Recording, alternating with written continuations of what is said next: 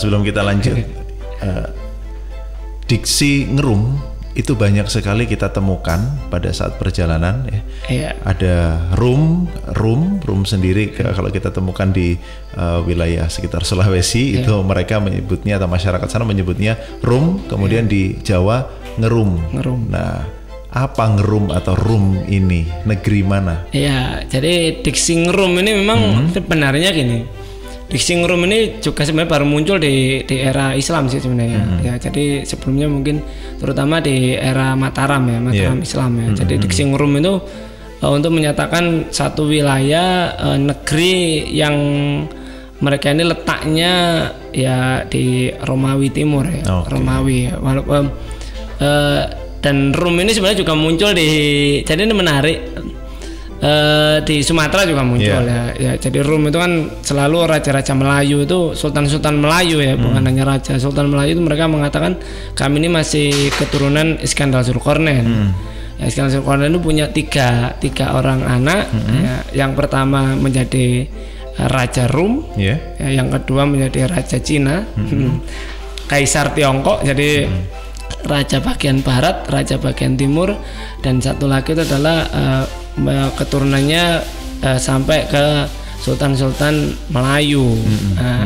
Ngerum. Ngerum waktu itu di era itu tentu adalah kita tahu di masa Mataram itu kalau kita menyebut ngerum itu tentu bukan lagi Romawi Timur karena di masa itu setelah Sebatas 1453 kata ngerum itu adalah Konstantinopel sudah dikuasai oleh Islam oleh Istanbul ya.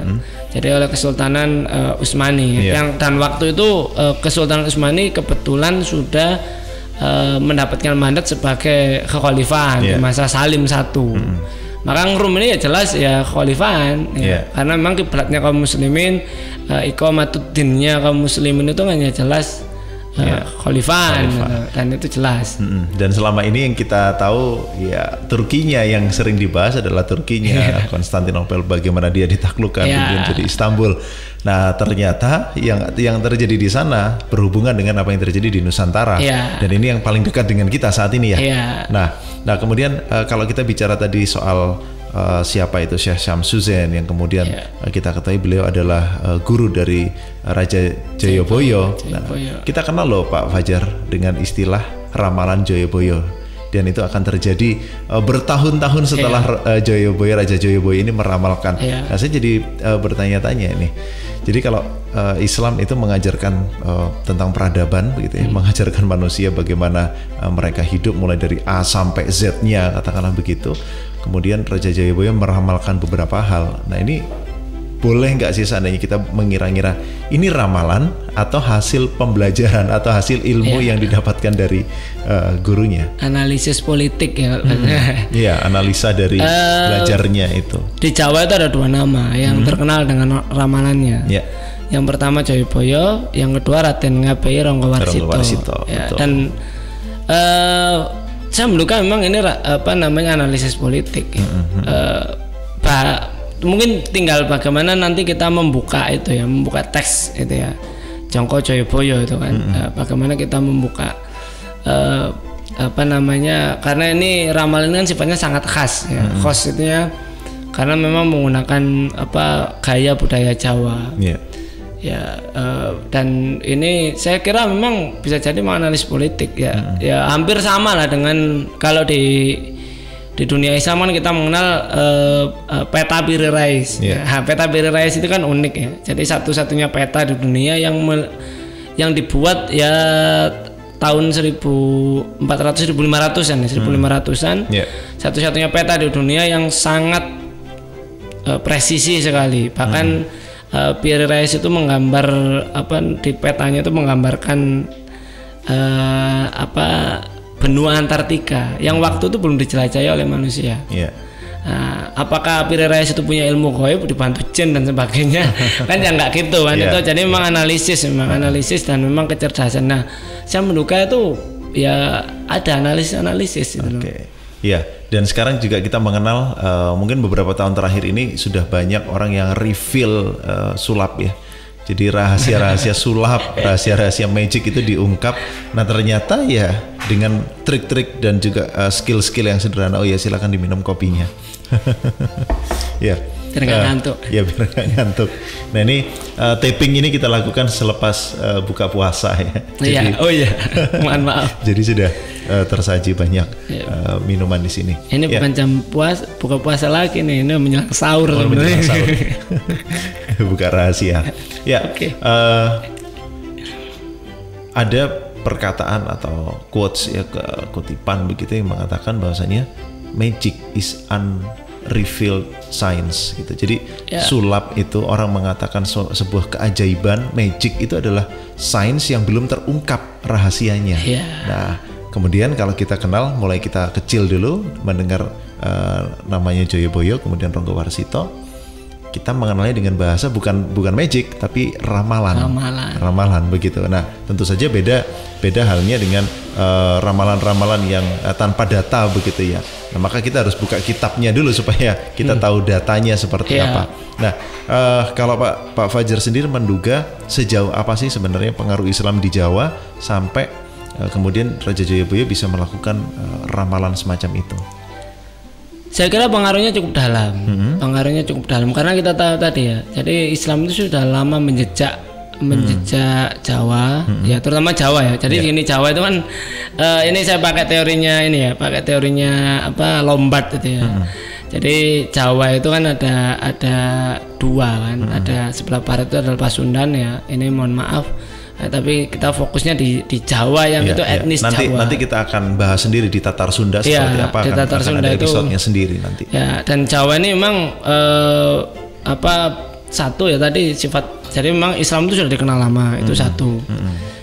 Yang kedua adalah Jawa ini. Jadi Islam itu kemudian menjejak Jawa ini juga yang paling unik sebenarnya, jarang banget dibahas oleh sejarawan. Mungkin nanti kita podcast lebih dalam lah. Ya itu berkaitan dengan metode Islamisasi. Jadi kalau saya selalu menduga gini ya. Jadi setiap dakwah di seluruh penjuru dunia ini yang dilakukan oleh para ulama itu pasti tidak pernah jauh atau melenceng dari thariqah dakwahnya Rasul. Ya, thariqah dakwahnya Rasul. Walaupun nanti uslub dan wasilahnya berbeda-beda dan hasilnya berbeda-beda.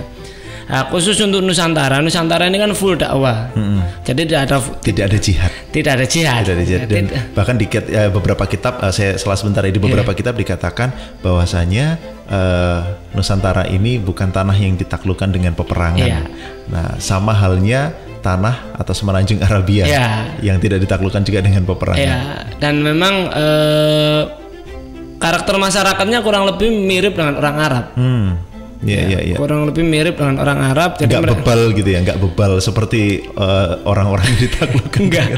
Jadi mereka ini orang-orang yang terbuka. Jadi orang Nusantara itu terbuka karena memang ini wilayah yang. Jadi ini kalau teori nanti di Anthony Wright atau bahkan di bukunya siapa Dennis Lombard juga mengatakan bahwa memang wilayah ini nih Nusantara ini memiliki, saya dulu selalu menduga ya dulu awal-awal Nusantara ini orang yang lemah. Lemah karena orangnya lemah lembut, mudah menerima, suka senyum gitu ya. Ramah gitu ya. Tapi sebenarnya enggak. Jadi Nusantara, Asia Tenggara sebenarnya, dalam arti Asia Tenggara ini mereka memiliki benteng alam. Benteng alam berupa pegunungan tinggi di perbatasan Thailand, Myanmar dengan Cina itu sehingga balak tentara Mongol pun nggak bisa menembus itu. Satu-satunya jalan untuk masuk ke Asia Tenggara itu lewat laut. Dan waktu itu tidak ada satupun bangsa di dunia ini, ya kecuali nanti orang-orang Eropa ya yang nekat banget, yang bisa melalui laut itu ya, penyeberangan besar-besar. Mongol saja dengan mudah dikalahkan oleh Raden Wijaya. Raden Wijaya di Surabaya kan, dikalahkan di awal berdirinya Mojopahit itu. Nah, itu Mongol yang bahkan mampu mengalahkan Khalifah Abbasiyah di Baghdad kan. Nah, jadi karakternya itu terbuka.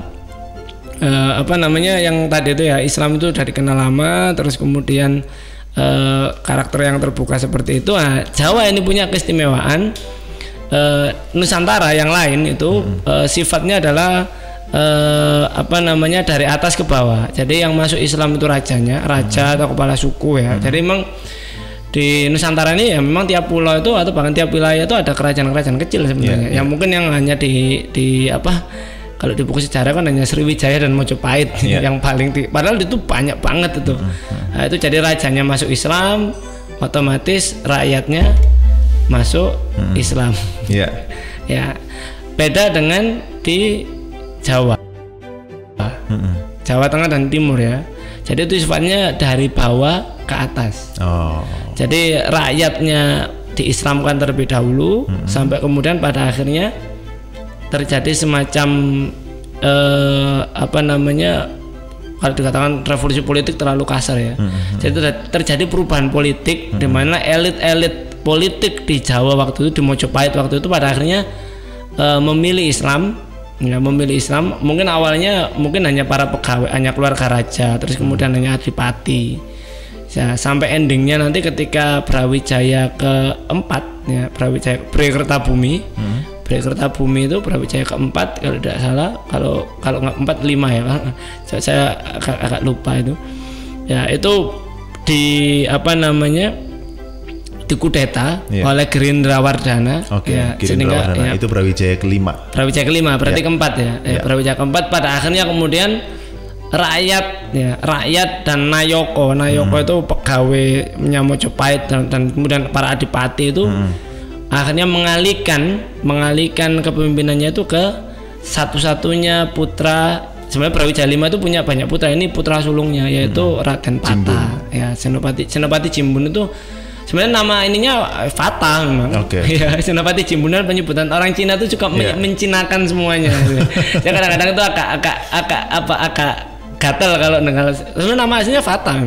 Kayak kita punya teman dipanggil padahal punya nama Indonesia dipanggil nama Cina ya. Jadi memang orang Cina kan suka mencinakan ya. Jadi memang beliau adalah Raden Fatah ya. Fatah itu karena memang ibunya muslimah kan. Nah, itulah kemudian ibunya Cina kan? Apa namanya, kalau ini kan ada peta ya sebenarnya. Campa itu kalau ada yang mengatakan Campa itu di Kamboja atau Campa itu Jempa di Aceh. Memang masih debatable. Ya, debatable ya. Dan memang itulah yang kemudian terjadi. Akhirnya Raden Fatah lah kemudian ibaratnya kalau bahasa fikihnya itu dibaiat menjadi sultan. Dan Mojopahit karena Gerindra Wardana ini ya sama-sama memiliki garis keturunan Mojopahit sih, tapi memang yang paling kuat waktu itu sebenarnya Raden Fatah karena bapaknya itu kan Brawikertabumi waktu itu menjabat raja. Nah, inilah yang kemudian terjadi. Jadi di Jawa itu dari atas ke bawah. Nah, itu dilambangkan di lagunya, saya sempat pernah menulis dulu di lagu dolanan yang dikarang oleh Sunan Kalijogo, Lir Ilir itu ya. Lir Ilir dari tandure wis sumilir tak ijo royo-royo tak sengguk kemanten anyar, itu kan bangunlah ya. Lir Ilir itu bangunlah tandure wis sumilir ya. Jadi tanamannya sudah bersemi. Menghijau, tak ijo royo-royo menghijau tak sengguk kemanten anyar, bergairah seperti gairahnya pengantin baru. Kira-kira pengantin baru kan selalu kata-katanya itu selamat menempuh hidup baru. Ya. Jadi ini lambang tandure wis sumilir itu kan lambang rakyat kecil ya. Rakyatnya itu sudah sangat bergairah, ingin diatur aturan kehidupan yang baru.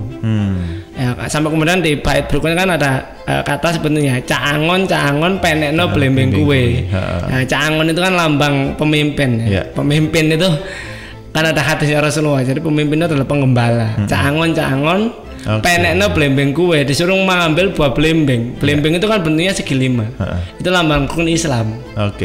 Dan yang menariknya pas banget di masa itu blembeng itu digunakan untuk bahan mencuci pakaian. Makanya di situ kan dilambangkan blembeng itu ambil itu Islam ya, lunyu penekno walaupun licin walaupun sulit ambil ya, terapkan.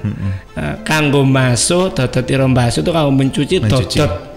Tanahnya kan tadi itu caangon, tapi kenapa dia kok pakai pakai dodot. Dodot itu bajunya raja. Jadi ini lambang pemimpin.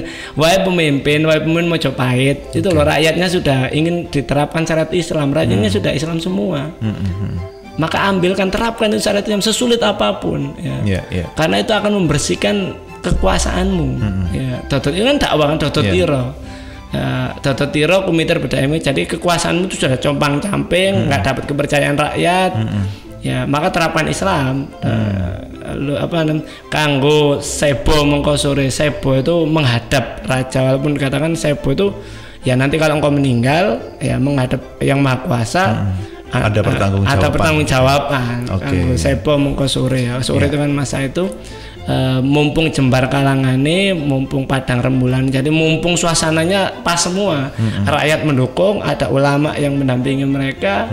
Dan para pegawaimu, para bangsawan yang lain itu semuanya sudah masuk Islam. Terus mau apa lagi?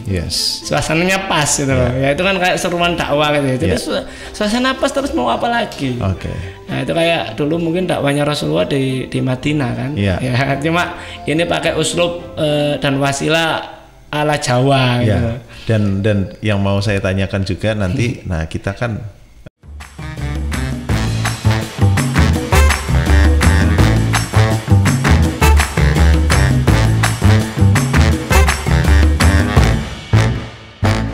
ya, jadi tenang aja pemirsa, tayangan ini episode membahas seputar sejarah Islam atau masuknya Islam di Pulau Jawa ini belum selesai karena memang episodenya lumayan panjang, obrolan kita dengan sejarawan kuburan kita dengan Pak Nur Fajarudin.